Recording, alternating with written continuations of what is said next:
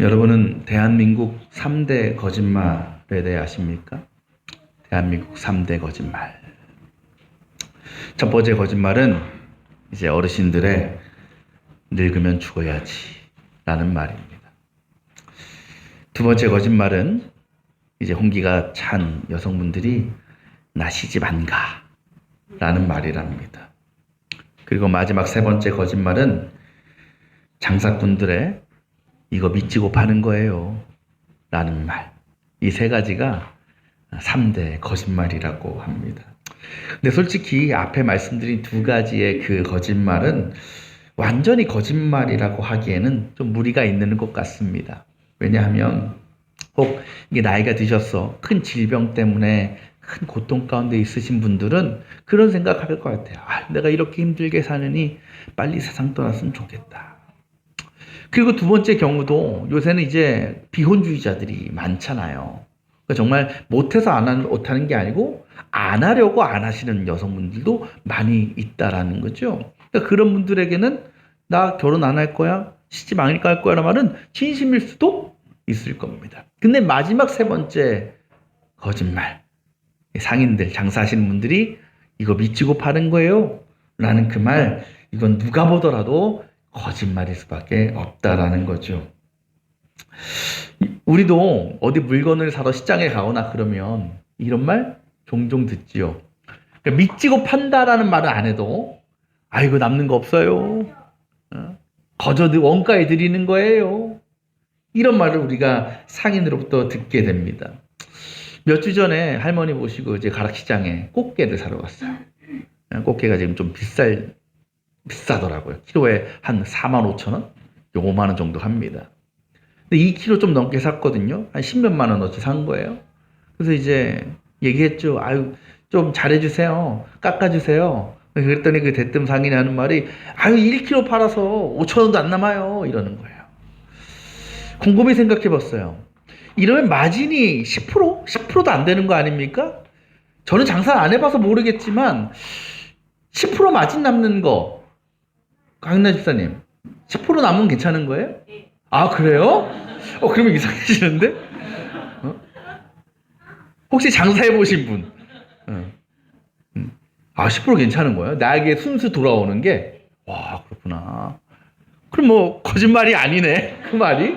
근데 저는 어떻게 5,000원 남기고 어떻게 이걸 남긴다고 할까라는 생각이 드는 거예요. 뭐, 그건 그렇다 치고. 자, 그렇다면 미치고 판다. 이건 진짜 아닌 거죠. 그죠? 미치고는 안 팔죠. 원가로도 안 팔아, 사실은. 할렐루야. 그러니까 미치고 판다라는 것, 이건 정말 새빨간 거짓말이라는 거죠. 사실 내 물건을 팔아서 최대한 많은 유익을 내는 것, 이익을 얻는 것이 어떻게 보면 장사의 법칙입니다. 그렇지 않으면 장사를 할 이유가 없어요. 그냥 자원봉사하죠. 근데 장사만이 그러느냐? 우리가 살아가는 이 모든 세상의 삶들이 그러한 원리로 돌아가고 있는 것 같아요. 그러니까 이 세상의 원칙은 뭐냐? Give and take입니다. 내가 줬으면 그만큼 받아야 돼요. 장례식이나 결혼식 때 열심히 장부 쓰잖아요. 왜 씁니까? 그대로 줘야 되니까 쓰는 거죠. 만약 그렇지 못한다면, 내가 주기만 하고 받지 못한다면, 또 내가 준 것보다 더 많은 것을 받지 못한다면 그것이 인간관계가 깨어지는 분열과 다툼의 원인이 되기도 한다라는 거죠. 나 이렇게 줬는데 너 이만큼만 줘? 왜 내가 준 만큼 내가 왜 받지 못해? 그걸 불합리하다고 생각합니다. 그러니까 인간은 누구나 자신의 유익을 누리며 살기를 원합니다. 근데 그게 나쁜 게 아니에요. 좋은 겁니다. 그럴 수 있으면. 그런데 우리가 이러한 우리 세상의 기준과 법칙을 적용시켜서는 안 되는 부분까지도 그것을 적용할 때가 있어요. 그것이 뭐냐? 바로 사랑이라는 영역이라는 거죠. 사랑. 하루는 예수님께서 베다니라는 마을에 방문하십니다. 이 베다니라는 곳은 예수님께서 공생애 동안 가장 많이 들렀던 곳 중에 하나입니다. 우리도 살아가면서 특별히 많이 찾게 되는 장소가 있지요. 많이 찾는 지역이 있습니다. 왜 그곳을 찾습니까? 여러 가지 이유가 있을 거예요. 뭐 좋은 기억이 있는 장소라든지 어릴 적 추억이 남겨져 있는 장소라든지 아니면 맛있는 곳이 많은 장소라든지 분명히 이유가 있어요. 또 그곳을 찾게 되는 중요한 이유가 또 하나 있습니다. 우리 형규 얘기해서 미안하지만 우리 형규가 집이 이제 장지동인데 포천을 그렇게 가요. 포천. 거리가 얼마나 멉니까? 그죠? 차로 가도 1시간 반은 가야 돼요. 거기를 수시로 갑니다. 왜 갑니까? 이동갈비 먹으러 갑니까? 거기에 뭐 일하러 갑니까? 다 아시겠지만 왜 가요? 사랑하는 사람이 있으니까 가는 거죠. 그러니까 우리가 어딘가를 자주 방문한다, 자주 들린다라는 것에는 그곳에 내가 좋아하는 사람, 내가 사랑하는 누군가가 있다라는 이유가 된다라는 거죠. 예수님도 마찬가지였습니다. 예수님께서 베다니를 그렇게 좋아하신 이유는 그곳에 예수님께서 특별히 사랑하신 사람들이 있었기 때문이죠. 그들이 누구냐? 오늘 말씀에 등장하는 마르다, 마리아 자매입니다. 특별히 예수님은 이 마르다, 마리아 자매 하나뿐인 오빠 가장이었던 나사로가 죽었을 때에 그를 무덤에서 살려주시기도 하셨습니다. 그러니까 예수님과 이 마리다, 마리아 가족 간의 이런 관계는 굉장히 사랑이 충만하고 친밀하고 끈끈할 수밖에 없는 거죠. 여러분이 그런 사람이 있다면 그곳에 가고 싶겠어요? 안 가고 싶겠어요? 얼마나 가고 싶겠어요? 그러니까 마리아도 마찬가지죠. 예수님께서 오셨을 때 너무나 기쁜 거예요. 너무나 행복합니다. 그래서 오실 때마다 정성껏 대접하고 돌보아 드렸습니다. 꼭 베다니 가시면 그곳에 머무셨기 때문에 이날도 예수님께서 그곳을 방문하셨고 열심히 예수님을 대접해 주셨습니다. 그것이 어느 정도였느냐? 2절 말씀 보면 잔치를 베풀었다 그럽니다. 이거는 그냥 대충 주무실 공간 마련해주고 음식이나 제때 차려주고 이런 수준이 아니에요. 잔치라는 것은 기쁜 일이나 축하할 일이 있을 때 음식을 차려놓고 여러 사람들이 모이는 것을 잔치라고 하는 겁니다. 그렇다면 또 그 당시 잔치는 온 동네 사람들을 다 불러 모았어요. 잔치를 하면. 그 잔치를 위해서 그 잔치를 준비하는 사람들이 얼마나 철저하게 열심히 또 준비했겠습니까?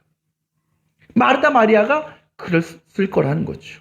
예수님을 위해서, 예수님 한 사람을 위해서 온 사람들을 다 초대해서 큰 잔치를 베풀었다라는 겁니다. 그리고 그곳에는 예수님의 제자들도 있었을 것이고 이 자매가 초대한 수많은 동네 사람들도 함께 교제를 나누며 먹고 마시고 있었을 겁니다. 그렇게 많은 사람들이 예수님과 함께 식사하고 교제하고 대화를 나누는 중에 동생이었던 마리아가 하던 일을 멈추고 예수님께 다가갔습니다. 그런데 그 마리아의 손에는 무언가가 들려 있습니다. 그것이 무엇입니까? 순나드 향유 한 근이라는 거죠. 순나드 향유 한 근이 들어있는 옥합을 들고 간 겁니다. 여기서 나드라는 말을 찾아보니까 이름도 어려워요. 나르도스 타키스 자카만시라는 향나무라고 합니다. 이 향나무에서 뿌리에서 추출하는 거예요. 향유가. 이게 뭐 얼마나 많이 나오겠어요? 나무 하나 추출해봤자 몇 밀리나 나오겠습니까? 근데 그게 한 근이 몇 그램? 600g이죠. 굉장히 많이 갖고 있는, 그 옥합을 갖고 있는 겁니다. 특별히 이 나무는 팔레스타인 지역에서 자라지가 않아요. 아라비아 지역이나 아니면 그 히말라야 산맥이나 인도 지방 이런 데서 자라는 나무입니다. 그것도 어떤 의미겠어요? 지금으로 치면 수입 명품 향수라는 거죠. 얼마나 비쌌겠습니까? 그게 어느 정도 되는지 우리가 5절 말씀에 가룟 유다의 말에서 그 한 근의 가치가 어느 정도인지를 생각해 볼 수 있죠. 뭐라 그래요? 300데나리온 정도였다. 그 당시에 한 데나리온이요 하루 일당입니다. 그러니까 300데나리온이라는 것은 1년치 봉급과 맞먹는 가격이었어요.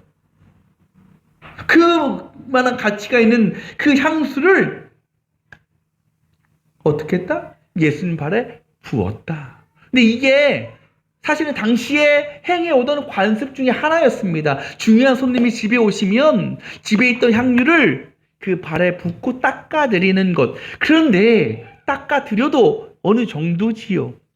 우리가 저는 향수를 전혀 안 뿌리지만, 향수 여러분 뿌리시는 분들 어떻게 뿌리십니까? 막 들이붓습니까? 아니죠? 어떻게 해요? 칙칙, 칙칙. 몇 번 뿌리고 말아요. 그거 해봤자 몇 미리가 되겠어요. 그것도 아깝잖아, 우리는. 그죠? 그것만으로도 내 몸의 향기를 내는 데에 충분해요. 그런데 마리아는 그 6한근이나 되는 그 향유가 들어있는 옥합을 깨서 그걸 다 예수님의 발에 부어 드린 겁니다. 거기서 끝이 아니라 그 발을 헝겊이나 옷가지가 아니라 자신의 머리카락으로 그 발을 닦아 드린 것입니다. 만약 여러분이 이러한 모습을 보았다면 어떤 마음이 드시겠어요? 너무 과하다, 좀 심하다 생각하지 않으시겠습니까? 그곳에 함께 모여있던 사람들도요, 똑같은 생각을 가지고 있었습니다. 그러니까 그것은 인간적인 생각과 기준과 상식으로 보면 도저히 이해할 수 없는 충격적이고 어떻게 보면 무모한 행동이었습니다. 그래서 그 모습을 보다 못한 한 사람, 누구? 예수님의 제자였던 가룟 유다가 한마디 쏘아붙이잖아요. 뭐라고요? 야, 그거를 팔아서 가난한 사람들에게 주지 않고 왜 이렇게 낭비하느냐? 아마 여러분도 우리도 이 가룟 유다의 생각과 크게 다르지 않을 겁니다. 아니, 그 많은 가치가 있는 거를 어떻게 한 번에 그렇게 부어버릴 수 있는가? 이 가룟 유다를 보면요, 이 말을 보면 이 가룟 유다의 성격이 나오는 것 같아요. 우리가 보통 좀 이해되지 않는 일들, 또 지나친 행동을 보면 마음속으로 생각해. 아우, 저 사람 왜 저래? 너무하는 거 아니야? 근데 그것을 우리의 입 밖으로 꺼내서 대놓고 책망하는 것은 사실 쉽지가 않은 일입니다. 특히 이 마리아의 경우는요, 마리아가 그걸 보았다고 해서 누가 손해본 일이 있어요? 거기 모인 사람들 중에? 누구에게 피해를 끼친 일이 있습니까? 아니에요. 자기 거 부은 거예요. 거기에 모인 다른 사람들은요, 그 일에 대해서 아무런 피해를 얻지 않았어요. 상관이 없어요. 그렇다면 마음속으로 생각할 수 있지. 아유, 마리아 좀 심하네, 오바하네. 근데 어떻게 그것을 그대로 마리아에게 전하고 지적하고 비판하느냐? 이것은 이 가룟 유다의 마음 가운데 내가 생각하고 있는 그것, 내가 하려는 그 말이 100% 옳다라는 확신이 없으면 그렇게 할 수 없는 거죠. 그리고 그의 주장을 보면 누가 보더라도 합리적입니다. 또 공공의 선을 위해서 충분히 해야 되는 일이기도 합니다.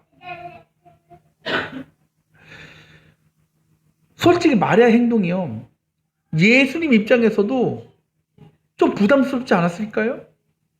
예수님이라고 그 가치를 모르시겠습니까?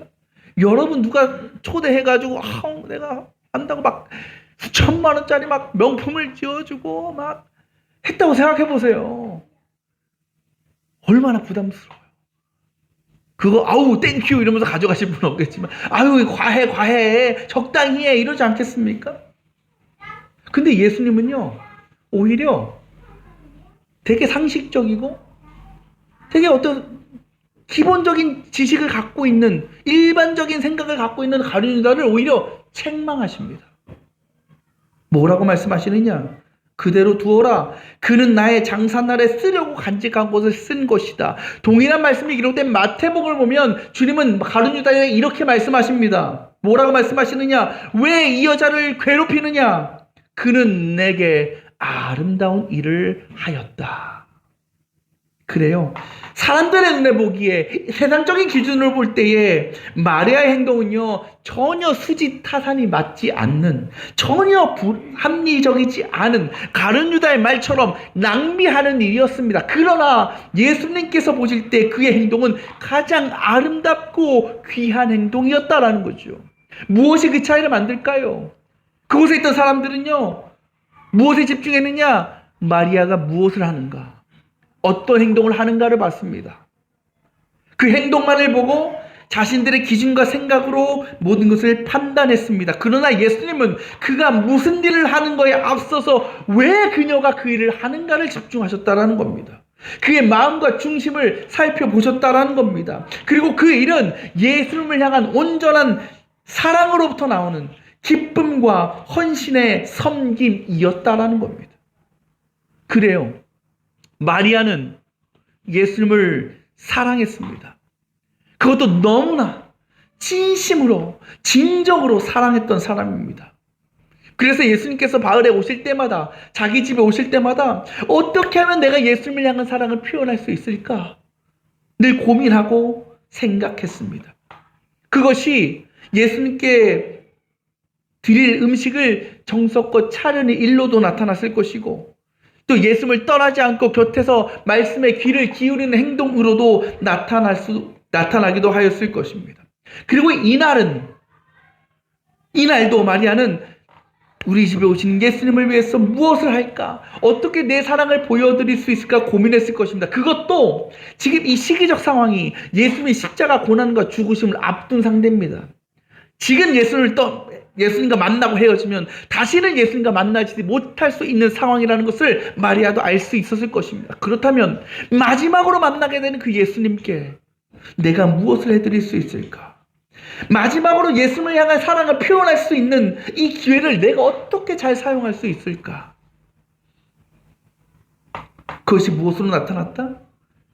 자신이 소유하고 있던 어쩌면 자신의 가장 귀한 재산 중에 하나일지 모르는 그 나드 향유 한 근을 예수님 발 위에 모두 들이붓고 자신의 머리카락으로 발을 씻기는 행동으로 나타났다라는 겁니다.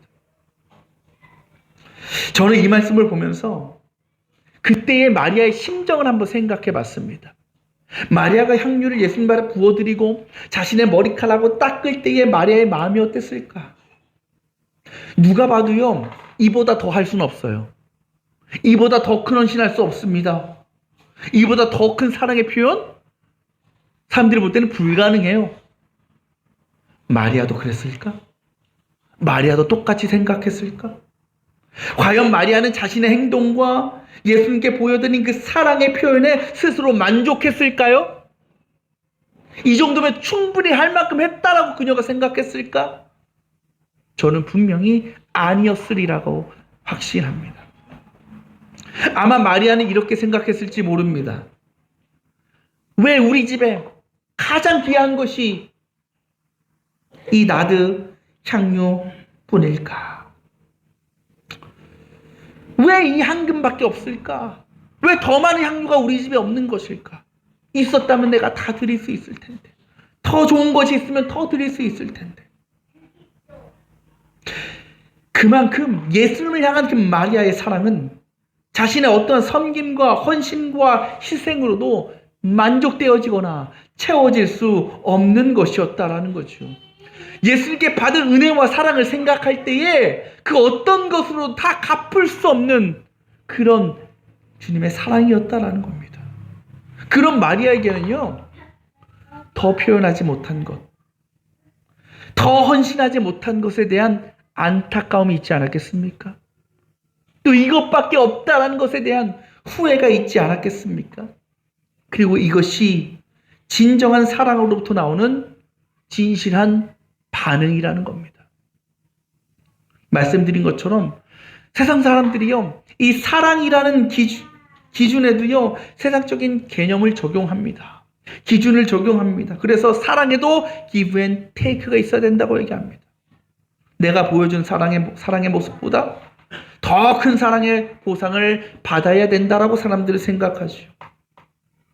하지만 정말 그렇습니까? 사랑은 절대로 거래 행위가 아닙니다. 우리가 누군가를 진정으로 사랑할 때 내가 베푼 것보다 베푼 것만큼 무언가를 더 기대하는 것, 그것보다 더 큰 것을 바라는 것은 사랑이 아니라는 거죠. 우리가 진짜 누군가를 사랑한다면 그때 우리에게서 반드시 경험되어지는 감정, 반응이 있습니다. 그것이 뭐냐? 후회라는 겁니다. 후회. 진정한 사랑에는 후회가 남기 마련입니다. 지난주 저희 장인어른이시고 제 아내 아버지 되시는 고 가오연 목사님의 장례를 은혜 가운데 잘 마쳤습니다. 제가 결혼 후에 사위로서 또 후배 목회자로서 경험해왔던 저희 아버님은 한마디로 참 예수님을 사랑하시는 분이셨습니다. 아버님의 삶을 보면, 목회를 보면 가정과 교회를 떠나지 않으셨습니다. 그래서 가족끼리 제대로 된 여행도 한번 다녀오신 적이 없습니다. 해외여행 한 번도 가신 적이 없습니다. 늘 교회를 지키고 가정을 지키셨습니다. 늘 말씀을 공부하시고 기도하시고 성도님들을 섬기셨습니다. 그것은요, 아버님께서 놀러 다니는 일은 나쁜 거야, 세상의 유익을 사는 것은 악한 것이야, 이렇게 생각하셔서가 아닙니다. 그냥 아버님께는 그것보다 예수님과 교회와 성도들과 가족들을 섬기시는 일, 사랑하시는 일이 더 행복한 일이셨을 뿐입니다. 아마도요, 아버님에게는 말씀을 읽고 공부하는 것이 가장 재미있으셨을 겁니다. 기도하시는 일이 가장 즐거우셨을 겁니다. 성도들과 더불어 함께 교제하고 나누는 일이 가장 기쁜 일이셨을 겁니다.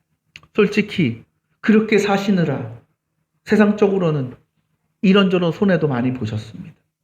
또 당하지 않아도 될 고난과 역경도 많이 만나셨습니다. 그럼에도 끝까지 믿음으로 또 예수님을 향한 사랑으로 그 자리를 지키시고 모든 일을 감당하셨습니다. 여러분, 그렇다고 저희 아버님께서 내가 지금껏 목회하면서 이 정도 했으니, 이 정도 하나님 섬기고 교회 섬기고 성도들 섬겼으니 내가 할 바를 다 했다 라고 생각하셨을까요? 저는 결코 그렇지 않으셨으리라 믿습니다. 아마도 아버님은 돌아가실 때까지 내가 생전에 더 열심히 기도했어야 되는데, 더 열심히 말씀 공부하고 더 열심히 섬겼어야 되는데, 그것에 대한 후회가 남으셨을 것입니다. 그런 아버님의 삶을 보면, 세상의 기준으로 보면 미련하다고 할 수 있습니다. 왜 하나뿐인 인생을 그렇게 살아가느냐, 마치 가룟 유다처럼 왜 인생을 그렇게 낭비하느냐 라고 조롱받았을지도 모릅니다. 그러나 제가 감히 확신하는 것은, 이제 주님을 만나신 아버님께서, 그 아버님을 향해서 우리 주님은 분명히 이렇게 말씀하셨을 것입니다. 가목사, 너 정말 아름다운 목회를 했구나. 아름다운 삶을 살고 왔구나. 비단 주님을 사랑하는 일뿐일까요? 우리가 부모를 향한 사랑도 마찬가지 아니겠습니까? 아버님께 상암치료 받으시고 투병생활 하면서 저희 어머님도 고생 많이 하셨지만 제 아내가 고생 진짜 많이 했습니다. 늘 치료 받으실 때마다 그 오산까지 늘 오고 가면서 아버님을 모시고 가고 모셔다 드리고 돌아가고, 그걸 아마 수십 차례 했을 겁니다. 또 최근에 올해부터 급격히 안 좋아지셨을 때 일주일에 한 두세 번은 회사 연차를 쓰고 반차를 쓰고 또 여권에는 반반차까지 써가면서 그렇게 아버님을 돌보고 병원을 이제 오갔습니다. 그리고 병원에서도 밤을 지새고 출근했던 일도 여러 번 있었습니다. 제가 곁에서 가장 가까운 데서 보지 않았겠습니까? 정말 저거보다 더 잘할 수 없겠다 싶은 거예요. 저희 부모님께는 죄송하지만 저는 그렇게 못할 것 같아요. 이 설교를 안 들었으면 좋겠지만 저는 자신이 없어요. 그렇게 할 만한 자신. 정말 고생 많이 했어요. 정말 아버지를 위해서 노력을 많이 했습니다. 그것이 뭐겠습니까? 그만큼 정말 누가 보더라도 아버지를 사랑했던 사람이고 또 진심으로 정성으로 섬기고 돌보았다라는 거죠. 그래서 저를 비롯한 많은 사람들이 이렇게 얘기해요. 아유, 나 할 만큼 했어. 더 이상 어떻게 잘할 수 있겠어. 그만하면 된 거야. 제 아내도 같은 생각일까요? 그렇지 않을 겁니다. 분명 아내에게는 더 돌봐드리지 못한 것, 더 함께 있어드리지 못한 것에 대한 후회가 지금도 남아있을 것이고, 그것에 대한 속상함과 마음 아픔이 있을 겁니다. 그때 그건 너무나 당연한 거예요. 왜? 진정한 사랑에는 뭐가 남다? 후회가 남기 때문입니다. 여러분, 이 세상에 온전한 사랑을 베풀 수 있는 사람은 하나도 없어요. 나 이만큼 했어, 충분해라고 생각할 사람 한 명도 없습니다. 그 일은요, 오직 예수님만 가능한 일입니다. 예수님께서 공생의 사역 다 마치시고요, 유대인들에게 잡혀서 고난당하시고 이제 마지막에 십자가에 달려 죽으시지 않습니까? 그때 예수님께서 십자가에서 죽기 직전하셨던 그 마지막 말이 뭡니까? 다 이루었다. 다 이루었다라는 것이 어떤 의미겠습니까? 후회가 없다라는 것이요, 아쉬울 게 없다라는 겁니다. 왜? 자신의 생명까지 포기하신 거기 때문에, 모든 것을 내어주신 것이기 때문에. 그러나 우리가 행하는 사랑은 결코 완전하지 못합니다. 늘 후회가 남고 늘 아쉬움이 남습니다. 그것은요, 우리가 조금 희생하고 조금 섬기고 조금 베풀어서가 아니에요. 진심을 다해 사랑하는 사람에게는 내가 했던 일보다 미처 하지 못했던 일들이 발견되기 때문이라는 거죠. 100가지 사랑의 모습이 있다고 하면 99개를 행하고 딱 하나를 하지 못했다면 그 하나로 인해서 속상해하고 마음 아파하고 후회하는 것이 진정한 사랑으로부터 나오는 반응이라는 겁니다. 오늘은 어버이 주일입니다.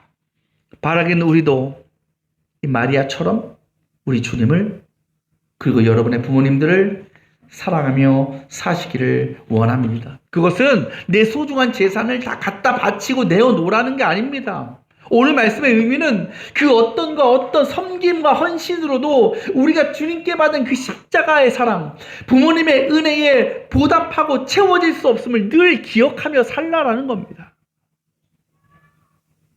여러분 어떻습니까? 하나님과 또 여러분의 부모님을 섬기는 삶 가운데 내가 더 잘해드렸어야 되는데, 내가 더 열심히 섬겼어야 되는데, 이런 후회와 이런 아쉬움이 여러분 안에 있습니까? 스스로 자책할 게 아니에요. 원망할 일이 아닙니다. 그것이 여러분은 진짜 사랑하며 살고 있다는 것을 증명하는 것입니다. 진짜 사랑했기 때문에 못해드린 것이 보이고 부족한 것이 보이고, 그래서 후회하고 아쉬워하게 된다는 거죠. 이 정도면 됐다 라면 거기서 끝나는 거예요.